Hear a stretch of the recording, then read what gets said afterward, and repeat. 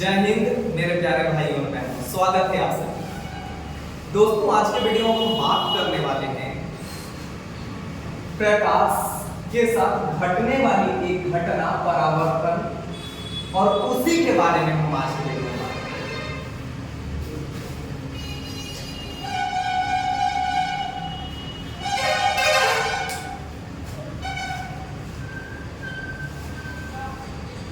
जय हिंद मेरे प्यारे भाई और बहनों, स्वागत है आप सभी का। मैं हूं आपका अपना अनुभव। दोस्तों, आज का ये वीडियो, जैसा कि आप सभी को पता है कि ये सीरीज चल रही है क्लास 10 बिहार की। बात कर रहे हैं हम साइंस की, क्लास 10 साइंस की। साइंस क्लास 10 साइंस की बात करें, और साइंस में भी एक पार्ट अभी हम लोग फिजिक्स को कवर कर रहे हैं। ठीक है, तो पहले चैप्टर का एक वीडियो आप इससे पहले देख चुके होंगे कि प्रकाश आखिर क्या होता है, प्रकाश के कुछ गुण और प्रकाश के बारे में भी कुछ संबंधित बातें पिछले वीडियोस में आप लोग देख चुके होंगे। और नहीं देखें तो डिस्क्रिप्शन में उसका लिंक दिया हुआ है, उसके लिंक पे जाइए और उस वीडियो को पहले देखिए, उसके बाद पढ़ने के लिए। ठीक है, चलिए, तो आज के वीडियो में दोस्तों हम बात करने वाले हैं प्रकाश के साथ घटने वाली एक घटना परावर्तन। आज के वीडियो में हम बात करने वाले हैं प्रकाश के परावर्तन। प्रकाश के परावर्तन की, प्रकाश का परावर्तन क्या होता है उसके बारे में आज हम पढ़ने वाले हैं। ठीक है दोस्तों, तो आज के वीडियो में हम क्या पढ़ेंगे, प्रकाश के परावर्तन के बारे में। तो एकदम ध्यानपूर्वक शांति से बैठेगा, कॉपी किताब लेकर बैठेगा, कुछ चीजें नोट भी करते जाएगा। मैं पहले लिख के रखता हूं आपकी सुविधा के लिए कि आप यदि लिखना चाहें तो आप लिख भी सकते हैं। समझ गए? तो यदि आप लिखना चाहते हैं तो मेरे साथ आप लिखते जाइएगा, और ज्यादा चीजें समझने पर ध्यान देना है आपको। ज्यादा से ज्यादा चीजों को समझने का प्रयास करेगा, ताकि ज्यादा से ज्यादा दिनों तक आपके माइंड में वो बना रहे। ठीक है, तो हम कोशिश भी करें कि ज्यादा लिखवाएं नहीं, ज्यादा आपको समझाएं। ठीक है, तो ध्यान से समझिएगा, वीडियो को बीच में मत रोकिएगा और अंत तक जरूर देखिएगा, और उसके बाद आपको कैसा लगता है हमें कमेंट करके जरूर। ठीक है, तो आगे बढ़ते हैं। सबसे पहले ध्यान देते हैं कि आखिर परावर्तन होता है।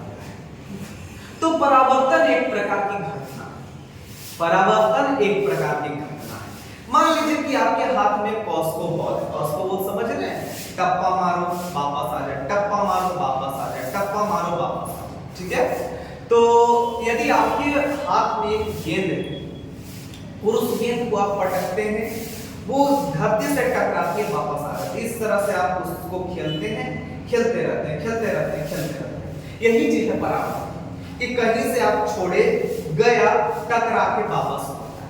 बॉल गया, टकरा के वापस आ गया, टकराया वापस आ गया, टकराया वापस आ गया, टकराया वापस। यही है परावर्तन। परावर्तन क्या होता है? तो कहीं किसी माध्यम से कुछ गया, टकरा के वहीं वापस आ रहा है, समझ में? और परावर्तन भी किसका? प्रकाश। परावर्तन भी किसका? प्रकाश। तो अब समझते हैं कि प्रकाश का परावर्तन होता है। थोड़ा थोड़ा यदि आपको समझ में आया है कि परावर्तन टकरा के वापस करना, परावर्तन टकरा के वापस करना। अब समझते हैं कि आखिर परावर्तन होता क्या है। तो सबसे पहले देखिए, लिखा गया है कि प्रकाश की किरणें, प्रकाश की किरणें कहीं से आ रही है, किसी माध्यम से आ रही है। तो प्रकाश की किरणें जब किसी माध्यम से चलकर आती हैं, प्रकाश की किरणें जब किसी माध्यम से चलकर आती हैं और किसी परावर्तक सतह से टकराकर, प्रकाश की किरणें किसी माध्यम से चलकर आती है और किसी परावर्तक सतह से टकराकर अपने पहले माध्यम में या अपने पहले माध्यम में ही लौट जाती है, तो प्रकाश के लौटने की इसी घटना को प्रकाश का परावर्तन। समझते हैं फिर से? प्रकाश की किरणें जब किसी माध्यम से होकर आती है और किसी परावर्तक सतह से टकराती है, और टकराने के बाद उसी दिशा में वापस लौट जाती है, इस घटना को प्रकाश का परावर्तन। प्रकाश किसी माध्यम से चलकर आई, किसी परावर्तक सतह से टकराई और उसी दिशा में वापस लौट गई, यही घटना प्रकाश का परावर्तन। परावर्तन है।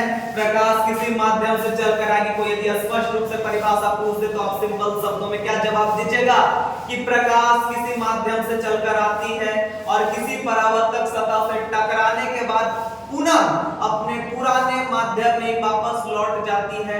इस घटना को ही प्रकाश का परावर्तन कहते हैं। किसी माध्यम से प्रकाश चल के आती है और परावर्तक सतह से टकराती है और टकराने के बाद उसी दिशा में वापस लौट जाती है, तो प्रकाश के उसी दिशा में वापस लौटने की घटना को प्रकाश का परावर्तन कहते हैं। आ रहा समझ में? कोई दिक्कत? चलिए, दिक्कत होगा तो कमेंट में जरूर बताइएगा, हम आपको समझाने का प्रयास करेंगे आगे की क्लास में। अब यहां समझ लेते हैं चित्र के माध्यम से।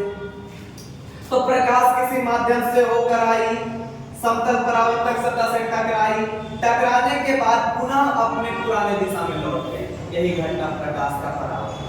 अब चित्र एक किरण आरेख थोड़ा सा समझ लेते हैं, क्योंकि प्रश्न पूछता है। आगे हम आपको बताने वाले हैं कि यदि ये टॉपिक पढ़ा रहे हैं तो इस टॉपिक से रिलेटेड परीक्षा में सवाल क्या पूछता है। ठीक है, पहले आप समझिए, उसके बाद प्रश्न पर बनाएं।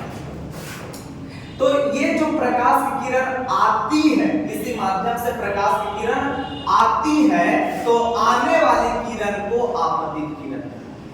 किसी माध्यम से प्रकाश की किरण चलकर आती है, तो किसी माध्यम से चलकर आने वाली प्रकाश की किरण को आपतित किरण कहते हैं। और समतल परावर्तक सतह से टकराकर वापस लौटने वाली किरण को परावर्तित किरण कहते हैं। समतल परावर्तक सतह से टकराकर वापस लौटने वाली किरण को परावर्तित किरण कहते हैं। और आपतित किरण और परावर्तित किरण के बीच एक काल्पनिक लंब डाला हुआ होता है, उसको हम लोग अभिलंब बोलते हैं। अभिलंब और आपतित किरण के बीच एक कोण बनता हुआ हमको दिख रहा है, इस कोण को हम आपतन कोण कहेंगे, जिसको एंगल आई से सूचित करेंगे। अभिलंब और परावर्तित किरण के बीच भी एक कोण बनता हुआ हमको दिख रहा है, इस कोण को हम परावर्तन कोण कहेंगे। अभिलंब और परावर्तित किरण के बीच बना कोण परावर्तन कोण। अब आपतित किरण, परावर्तित किरण और अभिलंब जिस बिंदु पर डाला जाता है, उस बिंदु को आपतन बिंदु कहते हैं। आपतित किरण, परावर्तित किरण तथा अभिलंब जिस बिंदु पर डाला जाता है, उस बिंदु को आपतन बिंदु कहते हैं। और जिस सतह से टकराकर ये घटना हुई, उस घटना को परावर्तक सतह कहते हैं। ये परावर्तक सतह कौन से दर्पण का होगा? तो समतल दर्पण का होगा। आ रहा है समझ में? कोई दिक्कत? चलिए, तो आगे और थोड़ा सा चीजें समझ लेते हैं। आगे के चीजों में हम क्या समझेंगे? तो समझते हैं कि प्रकाश के परावर्तन का कुछ नियम वगैरह भी है। हाँ, नियम वगैरह भी है, तो नियम आगे समझ लेते हैं, उसके बाद हम सवाल। ठीक है, चलिए तो देखते हैं आगे हम क्या करते हैं।